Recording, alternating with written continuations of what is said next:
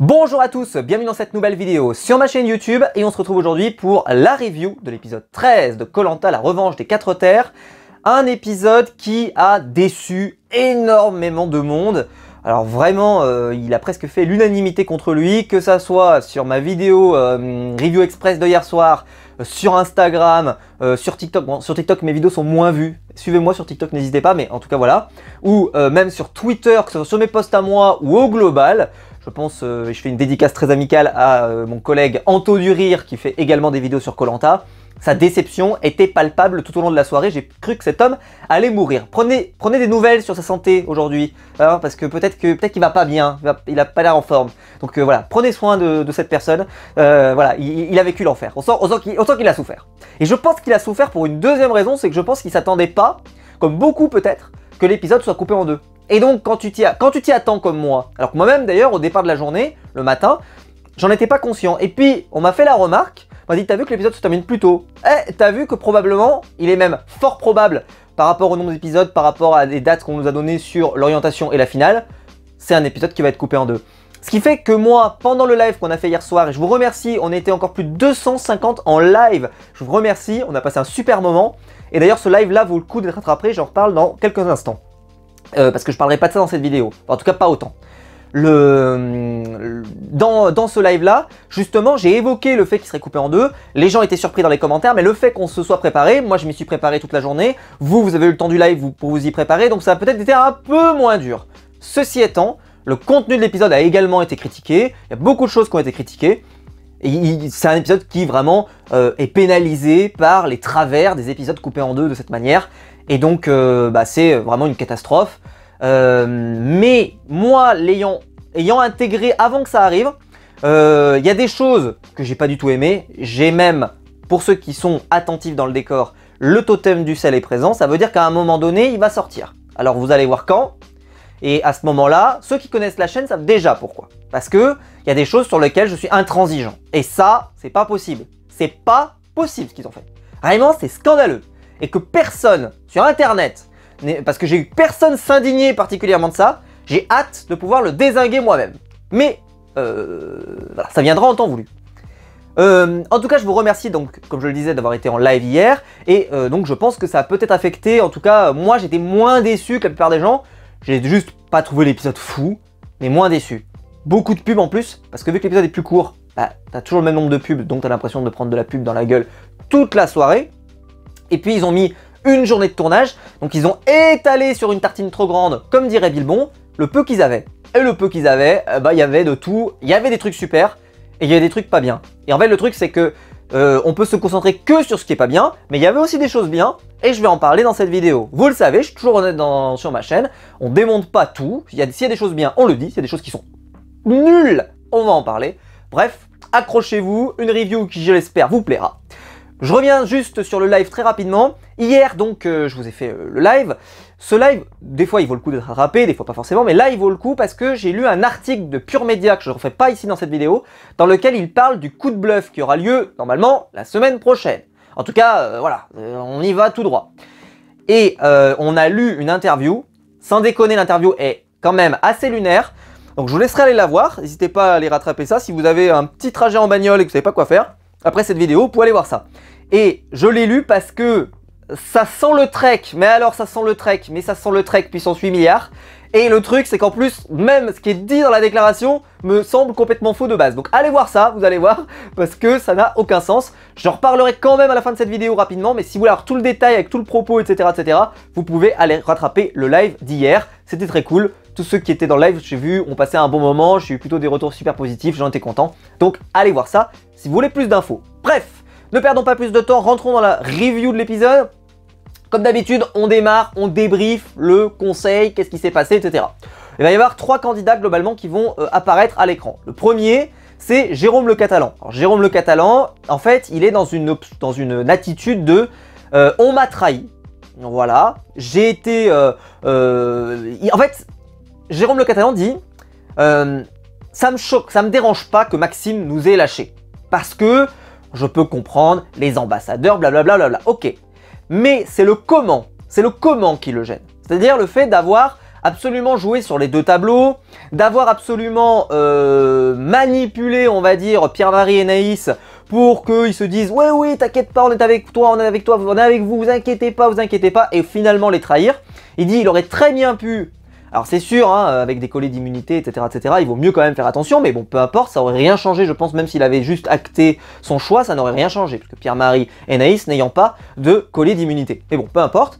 Là, en tout cas, il dit, c'est la manière que je trouve dégueulasse, et il s'avère que cet avis peut trouver, on va dire, des auditeurs dans le public. Pourquoi? Parce que, malgré tout, il y a quand même cette musique, mais on en reparlera plus quand Pierre-Marie arrivera à la maison du jury final, que Gaël a gâché son collet d'immunité individuelle. Ça, on en a parlé la semaine dernière, même si moi je suis pas d'accord avec le terme gâché, puisque évidemment, pour moi, vu la situation, il fallait le sortir. À une voix près, tu ne regrettes pas d'avoir sorti ton collier. Je suis désolé, tu le vis pas mal.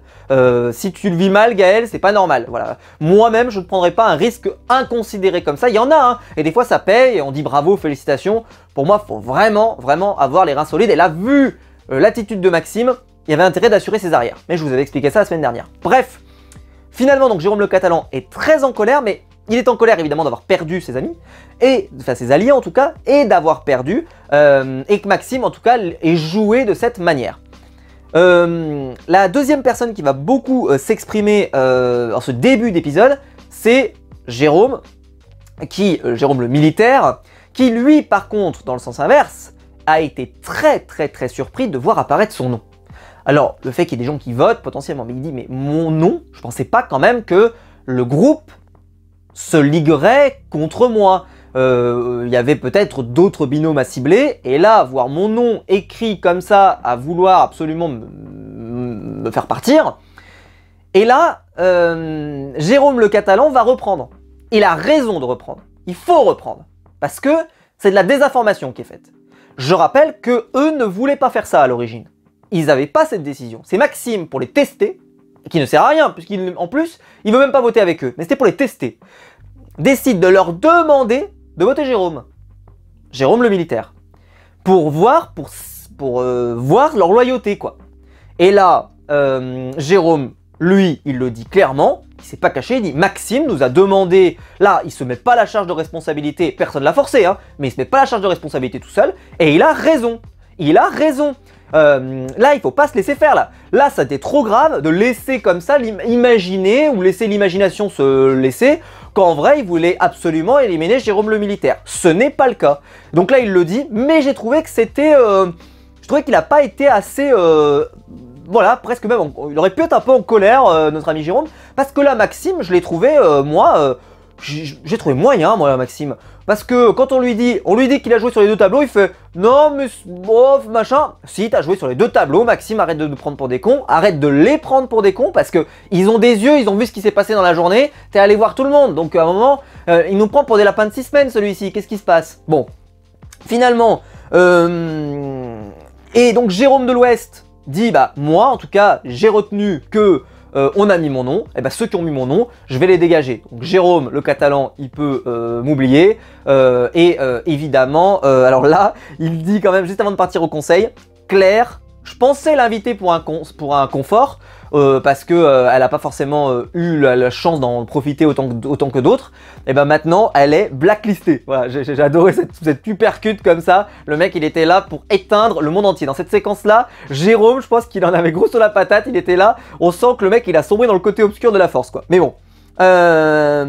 Et finalement, bon, on part là-dessus, et il va se produire un troisième incident. Enfin, c'est vraiment le départ, il y a trois éléments. Il y a Jérôme le Catalan, ensuite Jérôme le militaire qui explique, qui pour moi, il a pas assez... moi je pensais qu'il allait se retourner contre Maxime. Alors c'est sûr, Maxime vient de se retourner, il est allié avec eux, peut-être pas se braquer tout de suite, même si on peut se dire qu'ils ont quand même pris un sacré ascendant dans le jeu.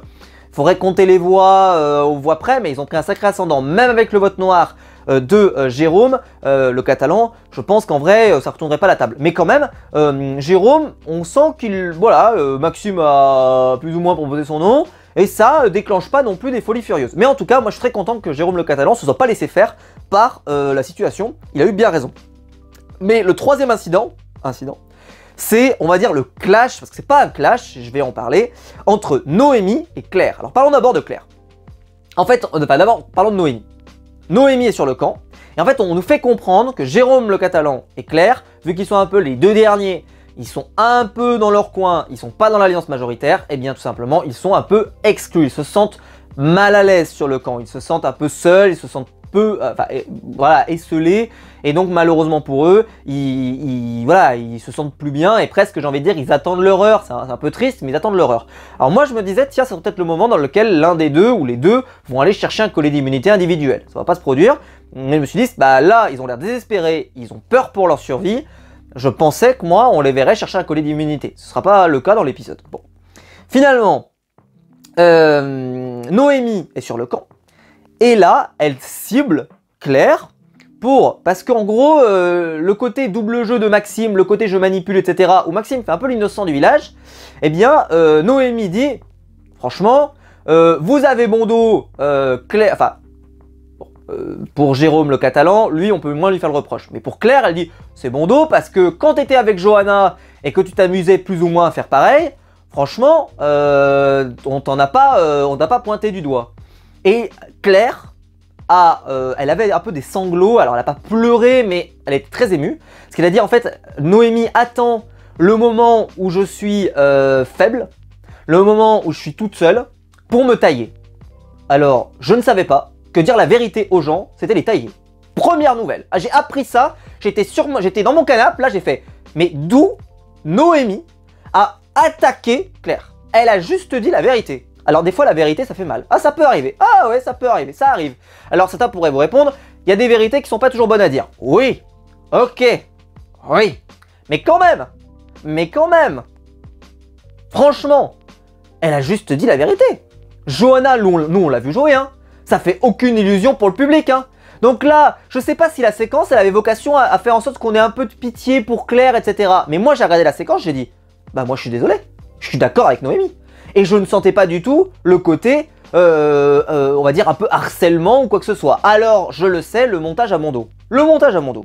Ceci étant, je le dis, moi je l'ai dit au tout départ, le fait qu'ils se sentent tout seuls tous les deux, ça c'est un fait. Mais c'est un fait, si Jérôme le Catalan part au prochain conseil par exemple, ce qui va pas se produire, mais bon, peu importe, si Jérôme le Catalan partait, puis ensuite notre ami... Claire, bah voilà, c'est comme ça, c'est déjà arrivé dans des saisons dans lesquelles on se termine avec l'alliance majoritaire. C'est sûr, hein, tu trouves le temps long, hein. Tu trouves le temps long, hein, c'est certain, quand t'as plus vraiment d'amis, quand t'as plus vraiment d'alliés, c'est sûr, tu te sens un peu seul. Demandez à Grégoire comment il se sentait dans sa saison quand il s'est retrouvé bien seul, alors qu'il était, on va dire, la cible de tout le monde, etc. Alors il était pas seul, mais vous m'avez compris. Mais il y en a plein d'autres qui étaient comme ça, hein. Les Cyril et les Maude, qui étaient plus ou moins les cibles à abattre, etc. Enfin, il y en a eu plein des saisons comme ça dans lesquelles tu te sens un peu le vilain petit canard et tu te fais éliminer. Il faut éliminer des gens de toute façon, donc voilà, ça sera ni méchant ni injuste, juste bah elles sont pas dans la bonne alliance, pas dans le bon train. Si elles ont pas ni collier ni renversement de la table, et ben tout simplement ça va s'arrêter. Mais je reviens sur le propos. Et donc là cette séquence, je l'ai pas compris. Je l'ai pas comprise, pardon, cette séquence, parce que en fait c'est une séquence qui pour moi avait vocation, je pense, à nous rendre Claire hyper attachante, et pour moi ça marchait pas. Mais ça marchait peut-être sur vous, hein. J'ai hâte de voir dans les commentaires, là c'est vraiment un truc que je veux savoir. Est-ce que vous êtes d'accord avec Noémie ou avec Claire? Parce que sur internet, j'ai vu que c'était très divisé. Il y a des gens qui étaient d'accord, sur Twitter notamment, qui étaient d'accord avec Claire, qui disaient c'est vrai qu'on sent le côté un peu, là d'un coup on se lâche, on lui en envoie plein la gueule. J'ai pas trouvé que c'était plein la gueule. Je suis désolé, mais je le répète, dire la vérité aux gens, c'est pas une tare normalement. Et là, elle a la possibilité de lui dire, je suis désolé, c'est pas que je t'apprécie pas, c'est pas machin, ça n'a rien à voir, le sujet n'a rien à voir. C'est plus, vous avez une candidate, Claire, qui a joué ce jeu avec Johanna. Alors c'est sûr que c'était plus Johanna en première ligne, mais Claire ne peut pas faire semblant qu'elle n'était pas au courant et qu'elle savait pas tout, à quel point elle traînait vraiment beaucoup avec elle. Donc à un moment, ben voilà, j'ai trouvé que c'était pas non plus injurieux, c'était pas insultant, on est très loin hein, du Moundir style ou quoi que ce soit. Donc j'ai trouvé que là, cette séquence-là, Claire, je peux comprendre qu'elle se sente pas bien, ça je peux le comprendre, et c'est normal, c'est humain, mais ça m'a pas forcément donné me fait me dire, tiens, je me mets de son côté. Mais dites-moi vous dans les commentaires. À ce moment-là, on a l'arrivée de Pierre-Marie et Naïs qui arrivent au jury final et qui reviennent sur le collier gâché par Gaël. Le fait que ce soit rappelé, remontré, est-ce que ça aura un impact? Je n'en sais rien, je n'y crois pas trop. Mais si Gaël par exemple venait à partir, peut-être qu'elle va se dire ah là j'ai gâché mon collier, etc. et j'en veux encore plus à Maxime. On verra si c'est utilisé par la suite, si Gaël s'en va par exemple, et qu'elle arrive au maison du jury final, elle va peut-être dire hey Maxime, tu vois, t'as fait des conneries, ce collier, bah, il m'aurait été bien utile à ce stade-là du jeu. Bon.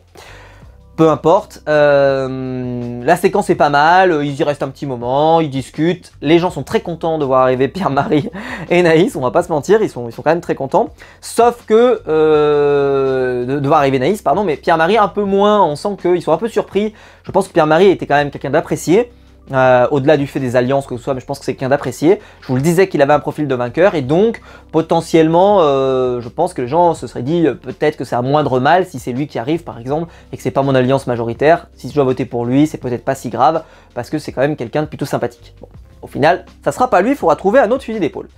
On va passer maintenant à l'épreuve de confort.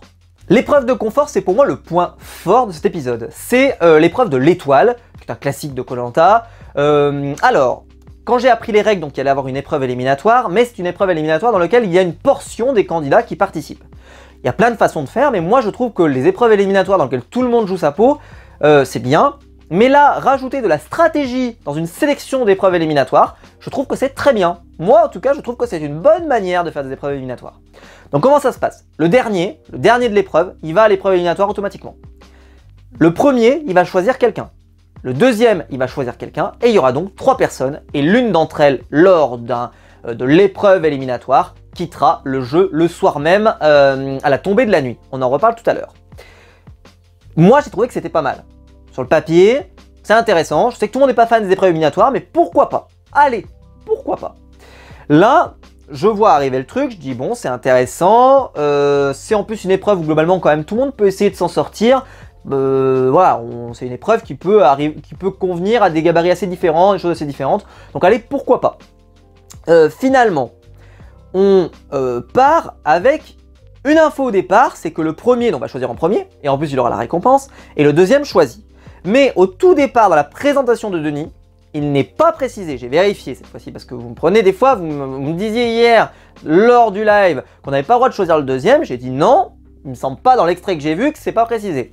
J'ai raison, c'est pas précisé.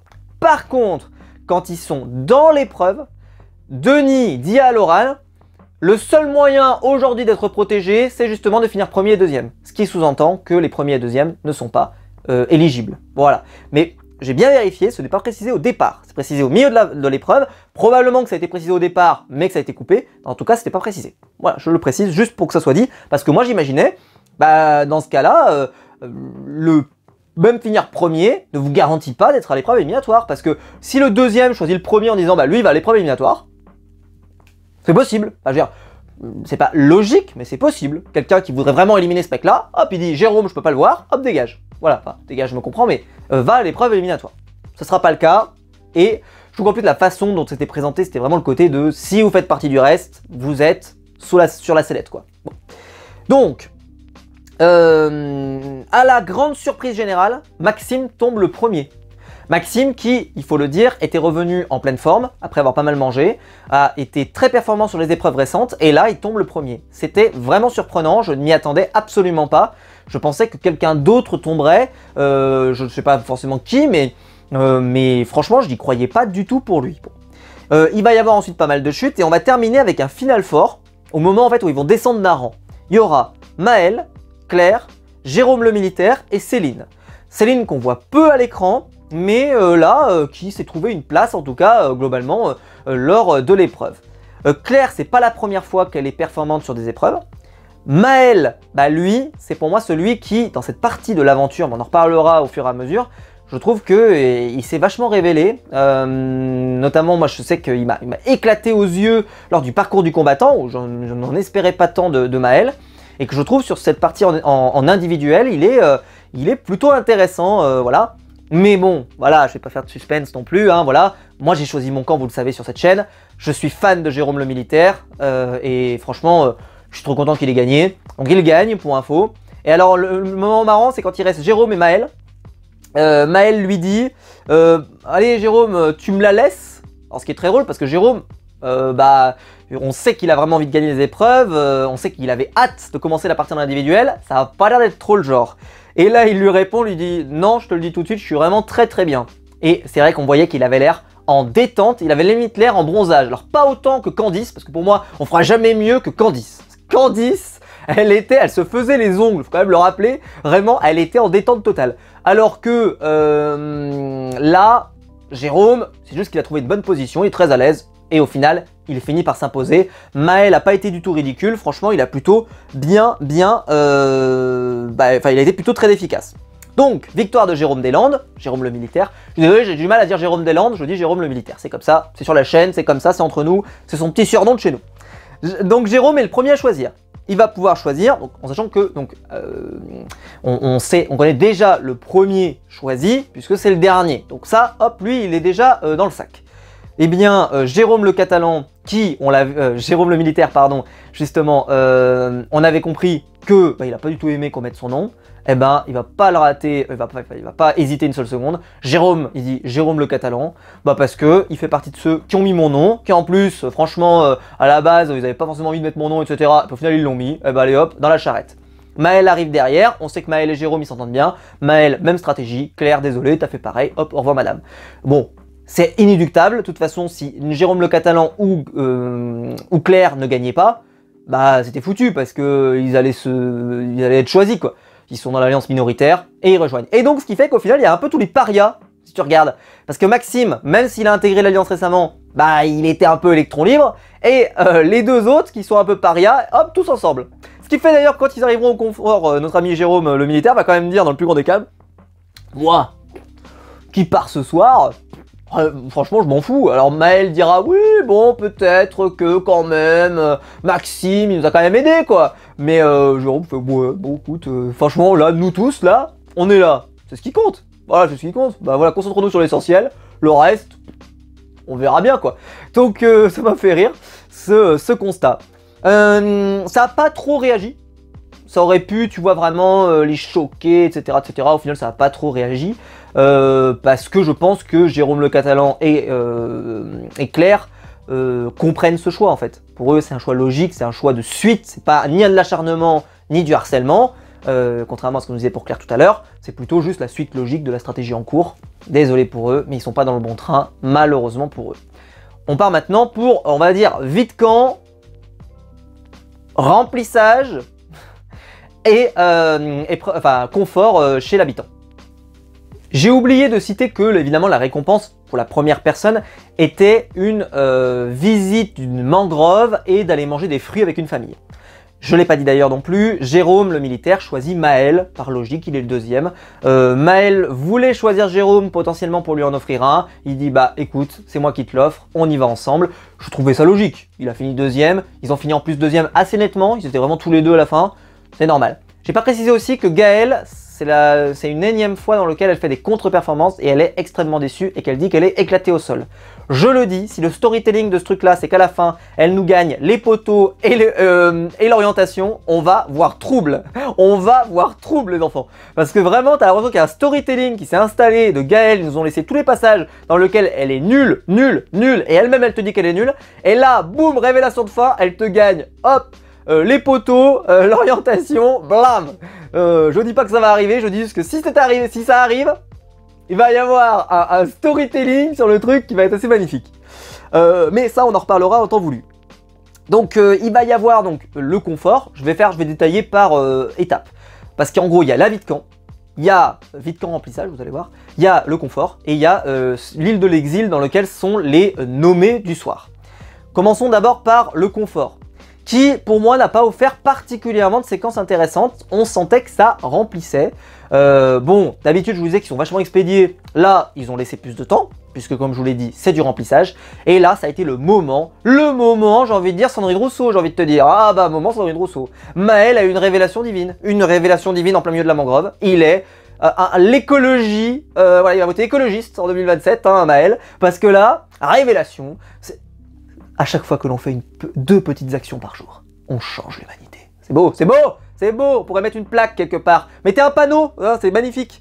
Mais bon, à un moment, voilà. Donc évidemment, on va voir même, après une telle réflexion philosophique de haute qualité, le portrait de Maël. Alors, désolé pour Maël. Non, c'est pas le portrait de Louise, on va pas se mentir, c'est un portrait encéphalogramme plat. il a rien de mal son portrait, hein, mais c'est un portrait de quelqu'un, voilà, il fait du bateau, il est fromager, qu'est-ce qu'il fait d'autre? J'ai noté des trucs, mais bon, il est breton, c'est hyper important, il est breton. Non, il est pas fromager d'ailleurs, il est pâtissier, excusez-moi, pardon. Il est pâtissier. Alors si, ça m'a fait rire ça, il a un côté, à ce qui paraît, ce que j'ai découvert, il a un côté leader, ce qui paraît. Première nouvelle. Alors ça, c'est... Alors tu vas me dire, quand t'es avec Jérôme le militaire, qui lui a ce côté leader charismatique, forcément, pour Maël, il avait pas la place, quoi. Mais c'est vrai que j'étais là un peu, j'ai fait... Maël, leader, bon, c'est pas en tout cas le truc qu'on a vu. Donc là, voilà, Maël qui prend le conscience des choses, que ces gens n'ont pas besoin d'aller au supermarché, etc. C'est terrible. Bref, en tout cas, voilà, c'était le moment écolo. Mais le moment écolo, il a duré un long moment. Mais il y aura eu de prise de conscience de Maël. Vraiment, c'était formidable. Finalement, arrive la mangrove aussi, hein, le réchauffement climatique, pour la montée des eaux, etc. Enfin bref, on t'a fait tout un passage écolo. Voilà. Marine Tondelier, Sandrine Rousseau, voilà, pam, hop, qu'est-ce qui se passe?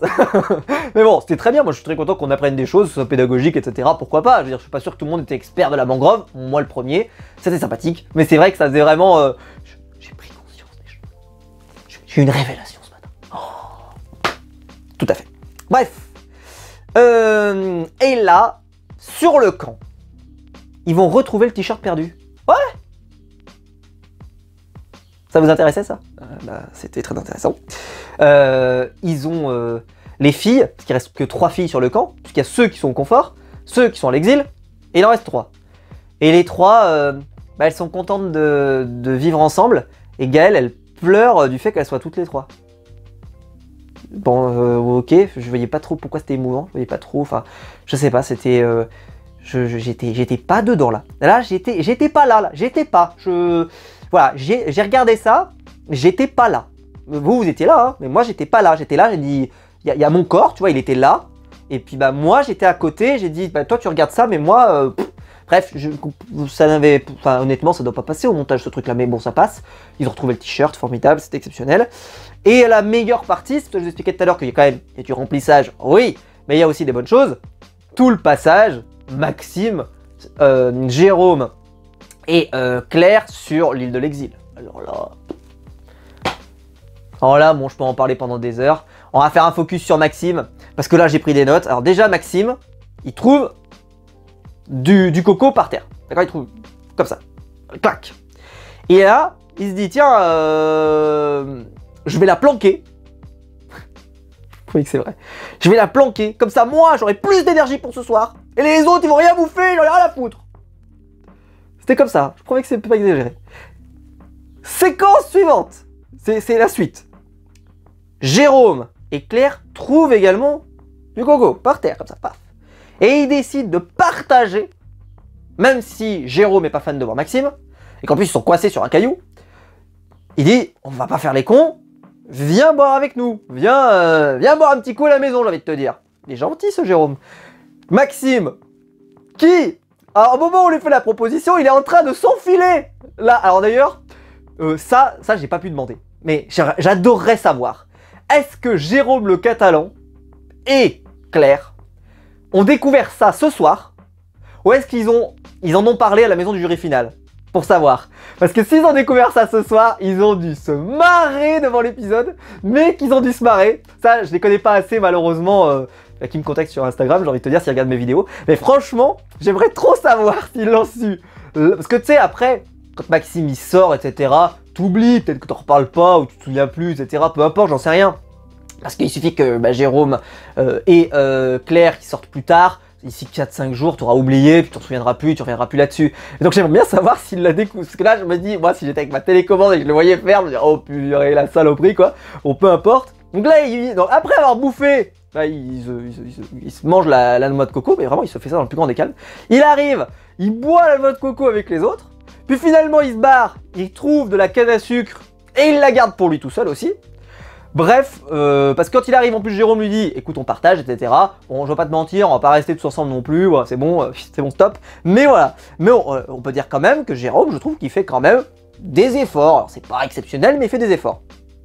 Et d'ailleurs, quand Jérôme, enfin c'est Claire qui propose de manger au départ. Il vient pas Maxime. Et il dit, comment on aurait dit un bébé, il était comme ça, il était tout accroupi comme ça là, il était tout comme ça. Et il fait, c'est pas Jérôme qui me proposerait, hein, franchement, la cour de récréation de Koh-Lanta, quoi. Il m'a pas donné bon, il m'a pas fait manger son goûter, Jérôme, alors que Claire elle est gentille avec moi. Non mais sans déconner, mais qu'est-ce que je regarde. J'étais là, j'ai dit je note ça, mais qu'est-ce que c'est. J'en fais quoi de ce truc là moi. Et donc, Maxime, tu te dis, on lui propose, tu diras, mais il a bouffé tout seul, et tu te dis, il trouve la canne à sucre après, il va la proposer quand même, mais non, à la foutre. Bref, mais un gamin, Maxime, alors moi qui aime le divertissement, ça m'a fait marrer. Et contrairement, parce que j'en ai parlé hier en live, moi Maxime, je trouve il force le divertissement, comme je vous expliquais sur les stratégies, etc. Je trouve qu'il y a un côté Laurent. Là, c'était à la fois forcé, mais à la fois il le faisait vraiment, donc en fait on sentait qu'il y avait un peu à côté de, mais je le pense vraiment, quoi, j'ai pas envie, etc. Qui fait que ça l'a rendu, alors pour les gens, il y en a beaucoup qui l'ont trouvé très agaçant. Moi, je peux comprendre qu'on le trouve agaçant, mais ça m'a fait rire. Mais vraiment, mais on a un enfant de primaire, quoi. Il était là, il m'a pas partagé, je suis sûr qu'elle partage, mais lui il partagerait pas. Mais sans déconner, mais qu'est-ce que c'est que cette histoire?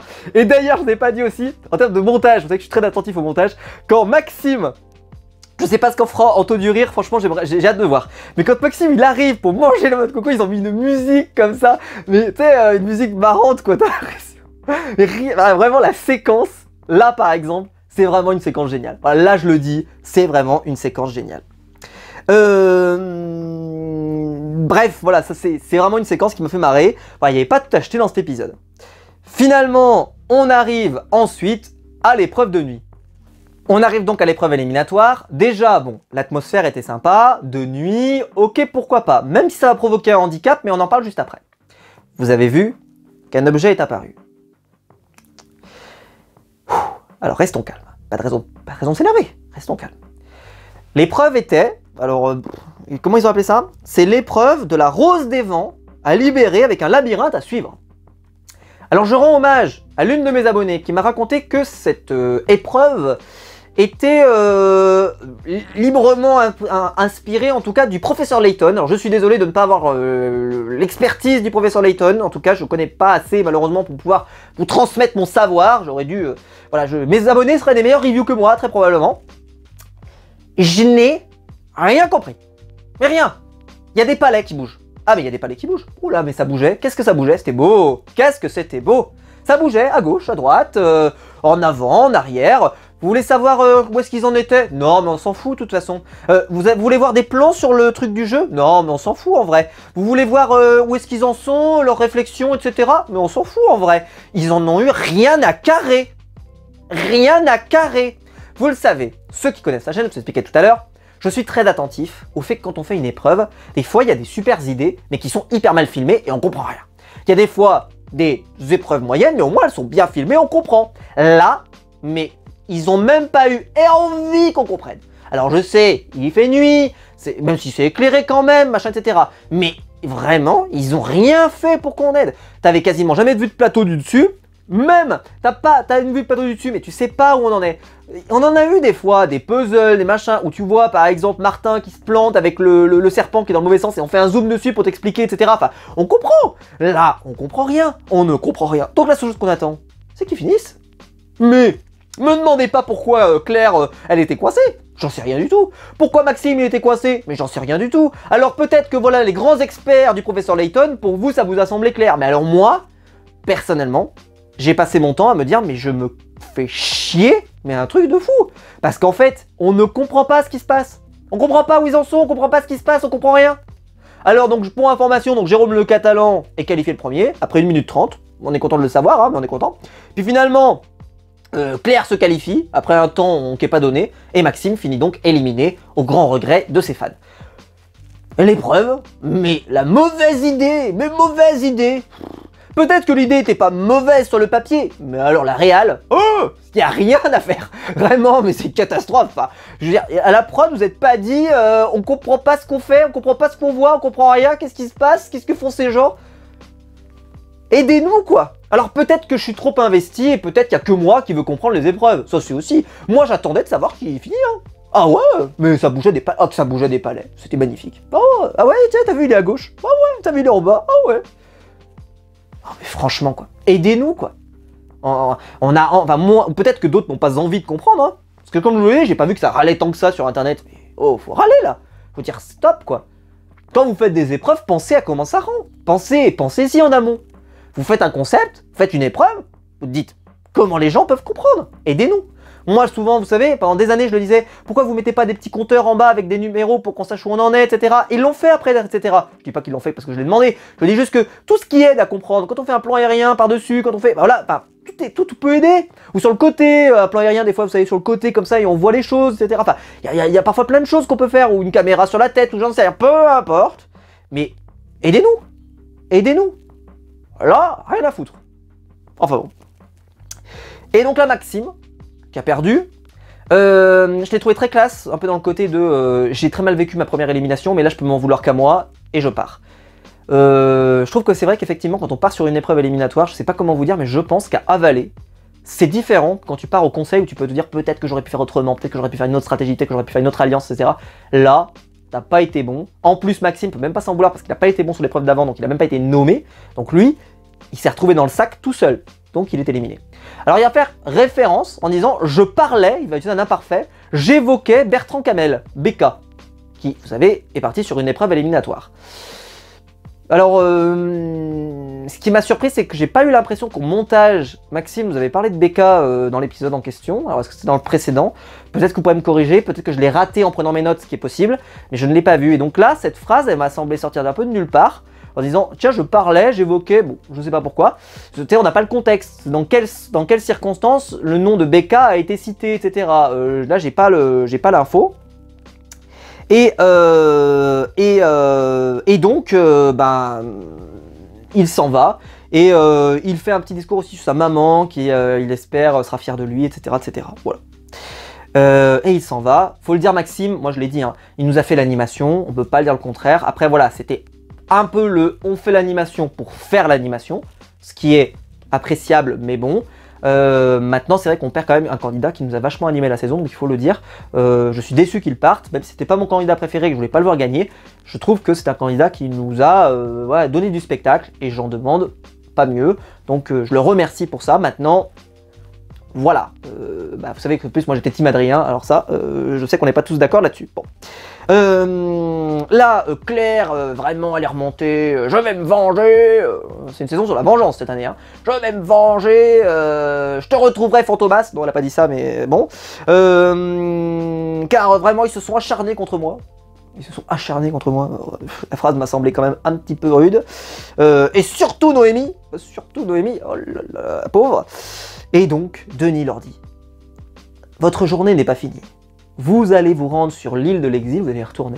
Et un défi va vous attendre qui va peut-être, qui pourrait vous aider à renverser la table. Et fin d'épisode, et là dans le générique suivant, on voit écrit le coup de bluff le plus incroyable, etc.